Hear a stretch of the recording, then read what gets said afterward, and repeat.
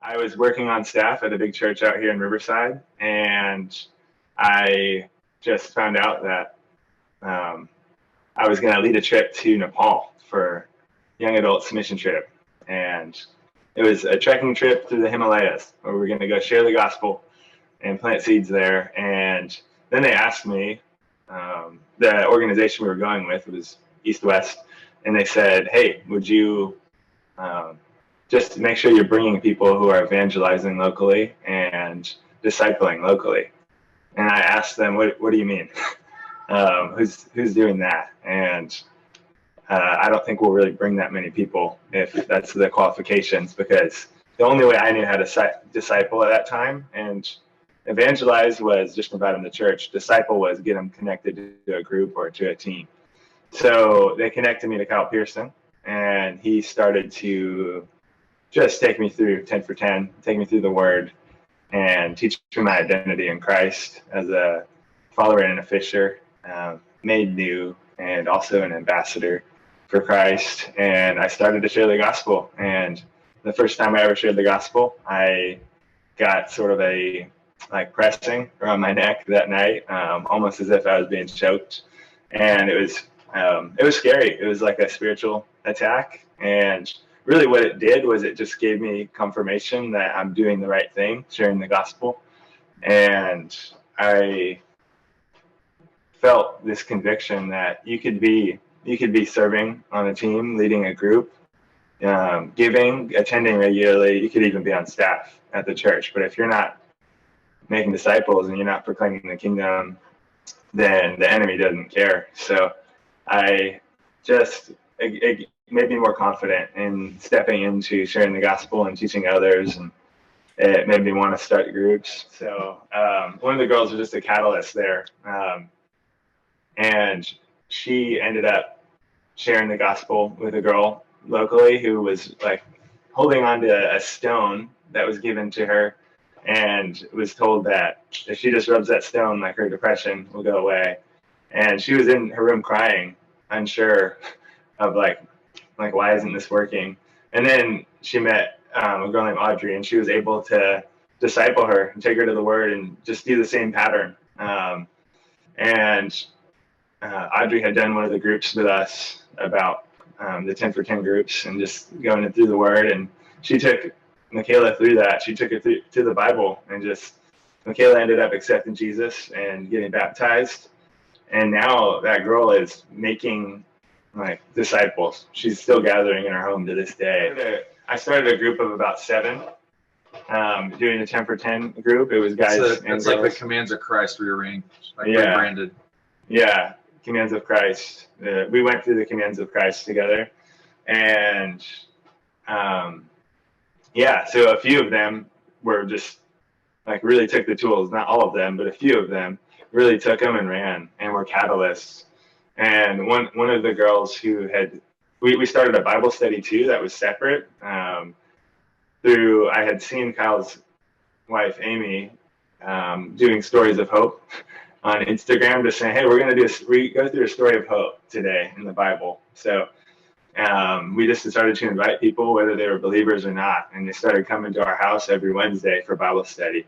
And this was while I had transitioned off staff of the big church I was working at, and I was still attending, but I was starting to do the basic functions that you see in the church circle, and with that group. And one of the girls who started coming, her name's Reagan. She's one of our most faithful disciples out here, just sharing the gospel and encouraging and training up, discipling others. She actually has a Bible study going on right now that we're praying for on the CBU campus.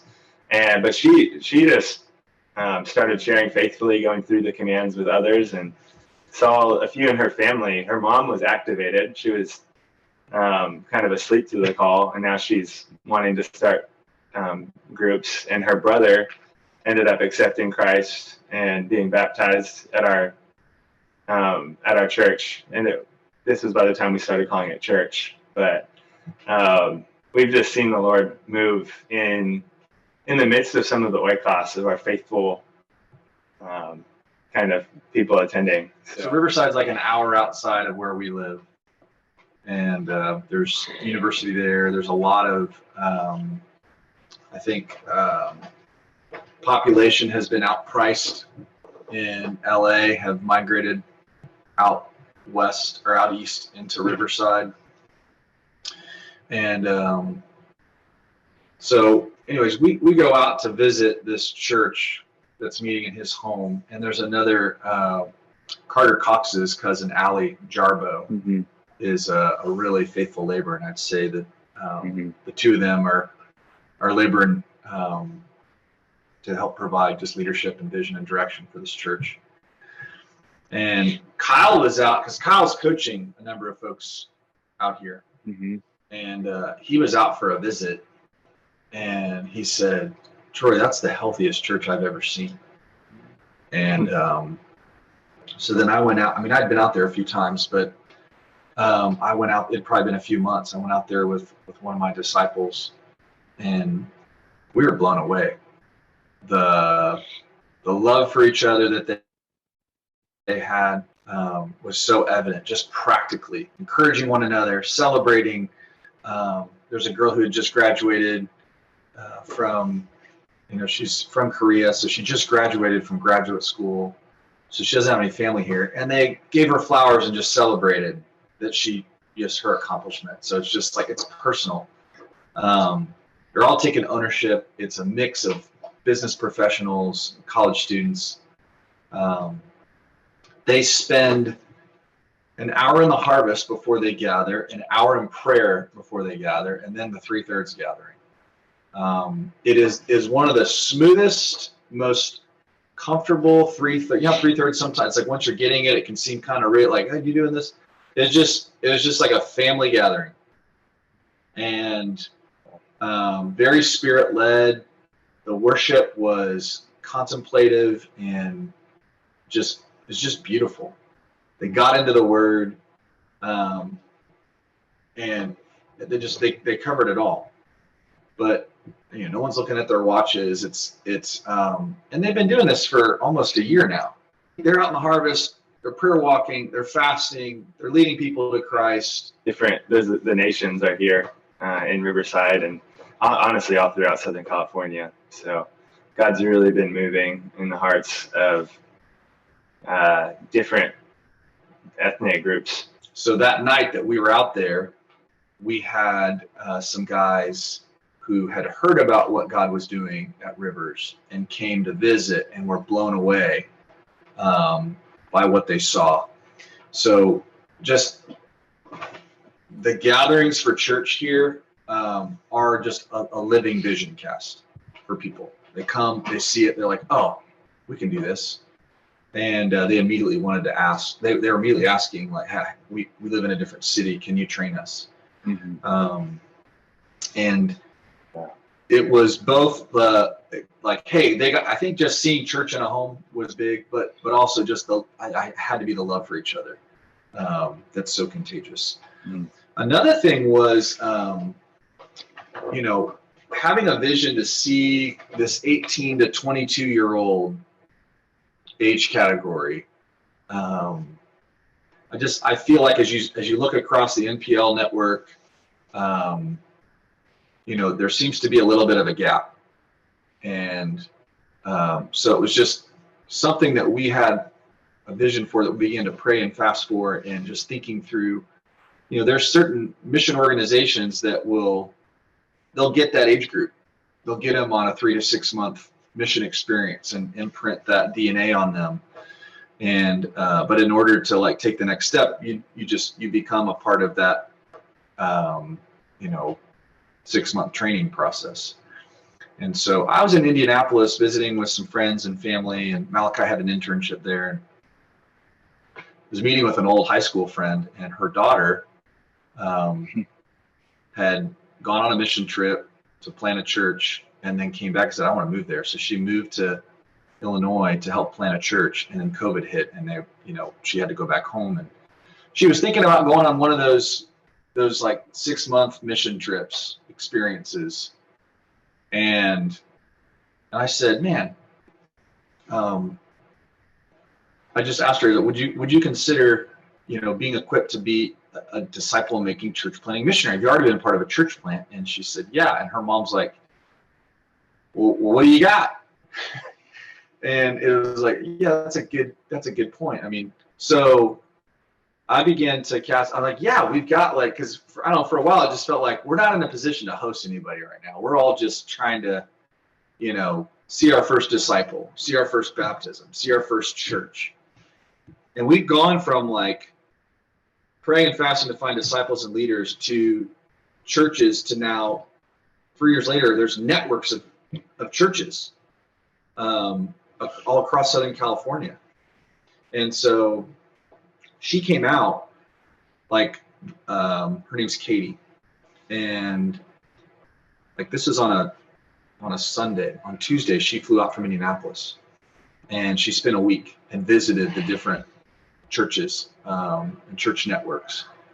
And she said, yeah, I want to come back out. And it was the Riverside Church. I mean, there were a number of places she could have landed, but she went to Riverside, and she is seeing and experiencing all of it. She's being loved on. She's in a part of a community. She's being discipled by Allie. She's getting to train. I think she's initiated a prayer walk in a Muslim area of town. Yeah. So she's getting to learn, not in a classroom, but within the context of a community and a church.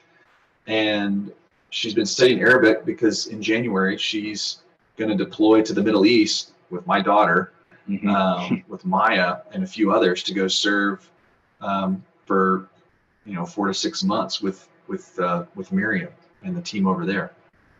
Miriam Sandel.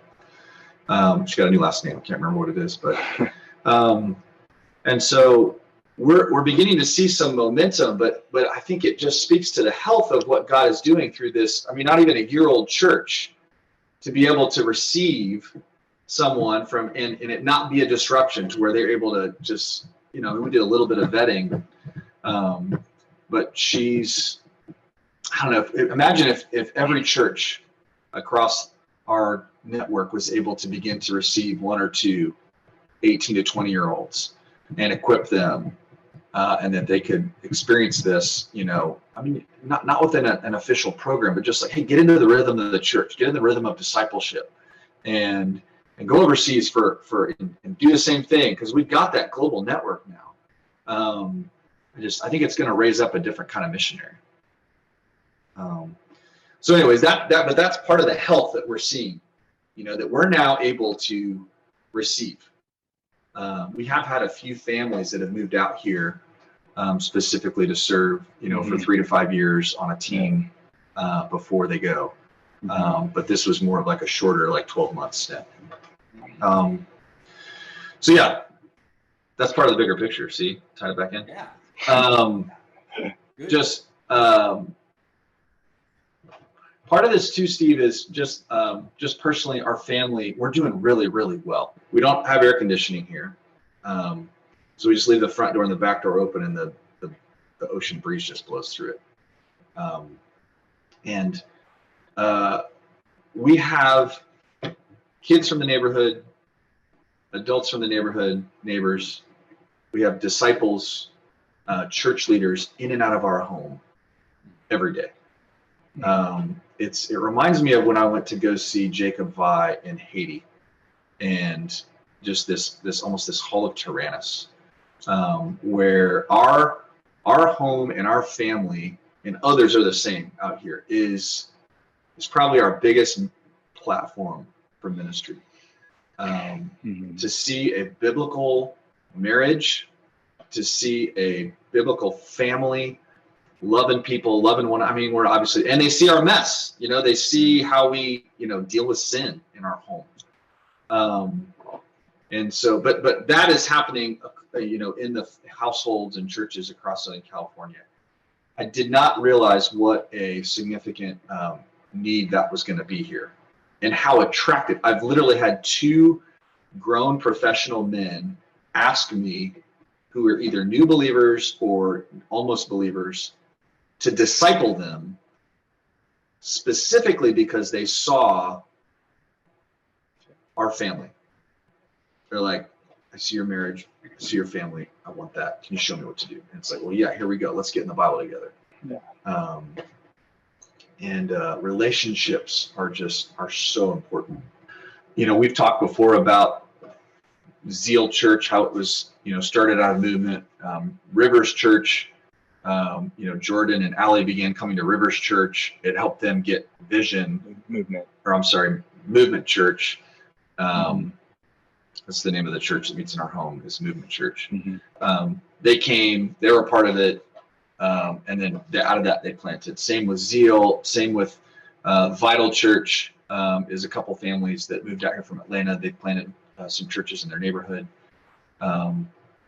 So we're seeing out of this community of doing that, you know, following the 3/3 format, loving one another, that people are stepping out and starting churches, and then learning how to serve them. As now we've gone from a church to a network within the last 6 months. You know, Zeal Church that we talked about in the last episode. Just, you know, real quick, it was there's some worship gatherings that we saw over 1,000 baptisms through Saturate OC, and Rick and I got to baptize some of them. We began discipling them, and those disciples they came to Movement, saw it, formed a church, went through the commands, seen over 27 baptisms, multiplied through Waycross. It's still gathering over a year later. It's actually started another church, but we had some of the disciples, early disciples from that gathering,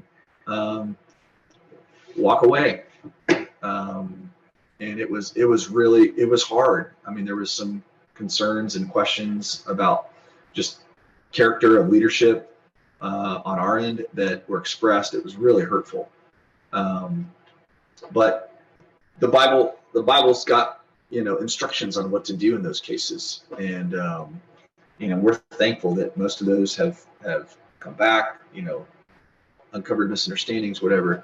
But because we clung to the Word of God and to one another, and just postured ourselves through the Spirit to just forgive and love, and we've moved forward in those relationships. But those are really hard seasons, and I see them as attacks. But in the midst of that, watching those leaders of that local church just step into it and lead and shepherd, and others began to come and be involved in that.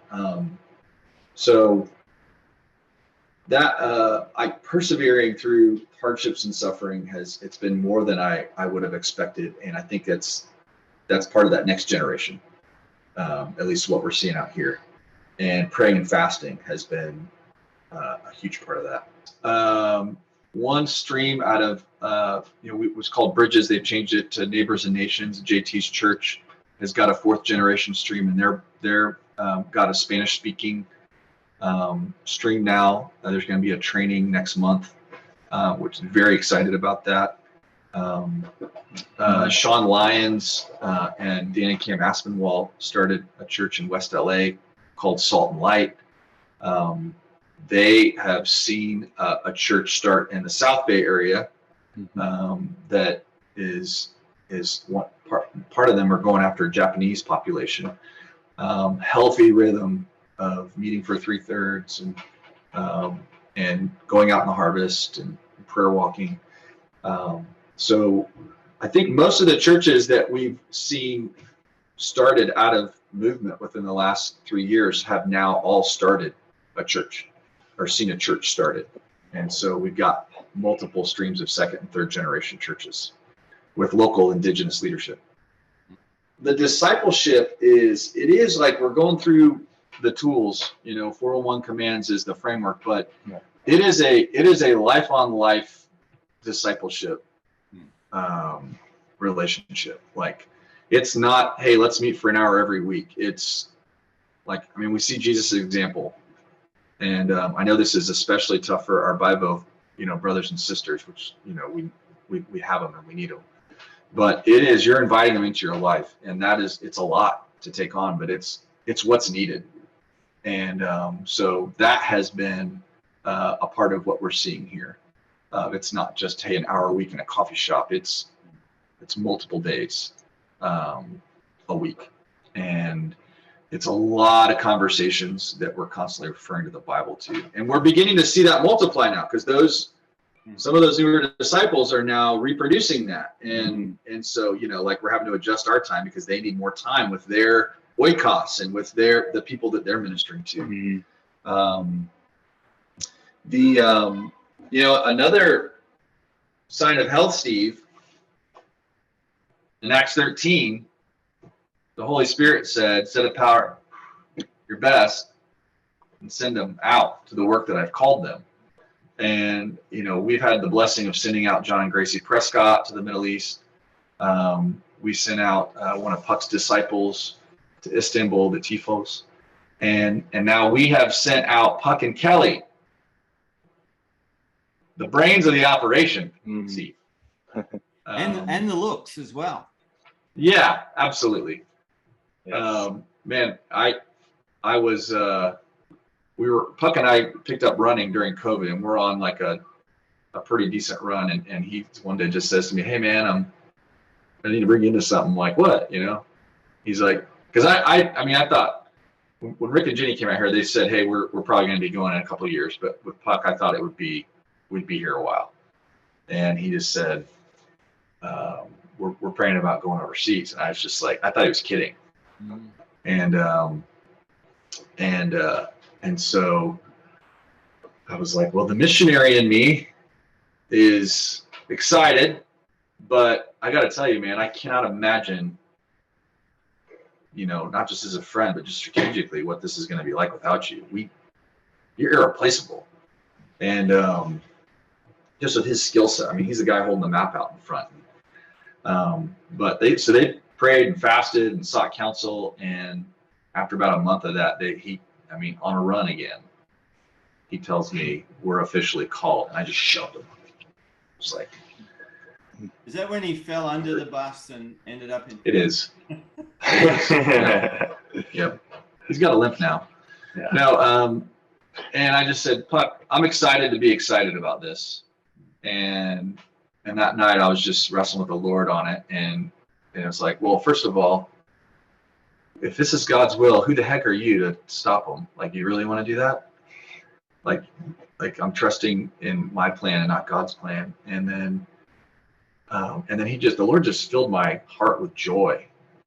And it was just humbling to think like, wow, we get to be a church that sends our best to one of the least reached parts in the world. And I've had joy ever since. It's funny. Rick almost gives me a hard time. Like, aren't you sad? I'm like, no, I'm really joyful.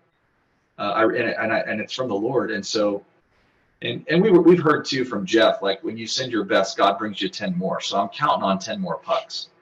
Well, and then a month later, Jordan, well, that's it. See, that's why I brought him on here today. Well, that's why he allowed me to be on here today with him. And then a month later, and I'll let him tell the details of this.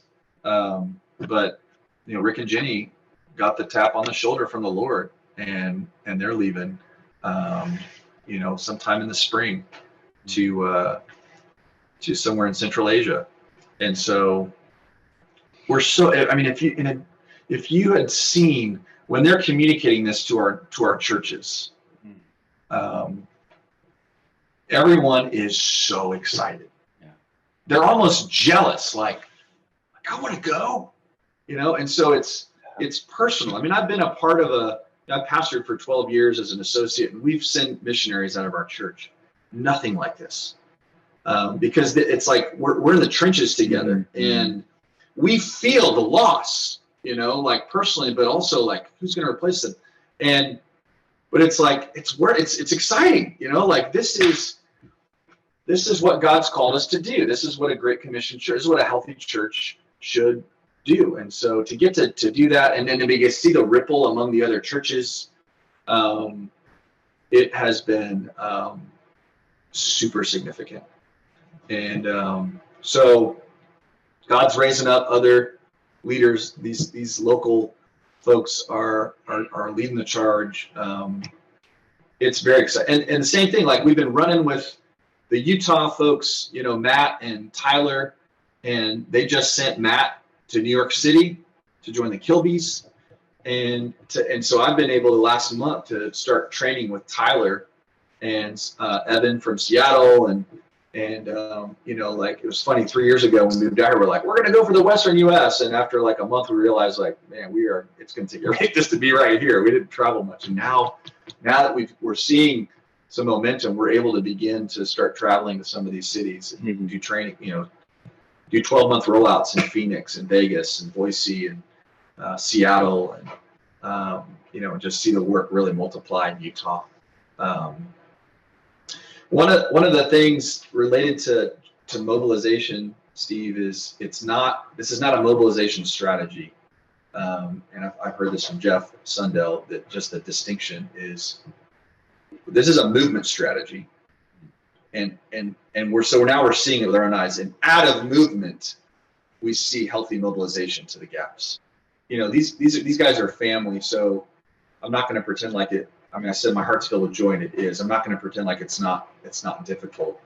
But we've seen God raise up local leaders who are doing as good or better. God's going to provide. That was the thing that, like, as I was wrestling with puck leaving, and the Lord's like, "Do you not trust me?" The original vision we were laboring towards here locally was 500 churches, and I think we're well on our way to that. Now, as we're seeing second and third generation churches. I mean, there's still a lot of work to be done, but we've got a church in almost every county that we were engaging, and we've actually got multiplication in almost every county that we were looking at. And now we're beginning to, you know, working with Kyle and with Will Smith. I think where this is going now, Steve, is we've done Path of Least Resistance. Now we've got to start to look at some of the hard places here, some of the tougher people groups to reach here, and begin to intentionally pray for and engage those people and places.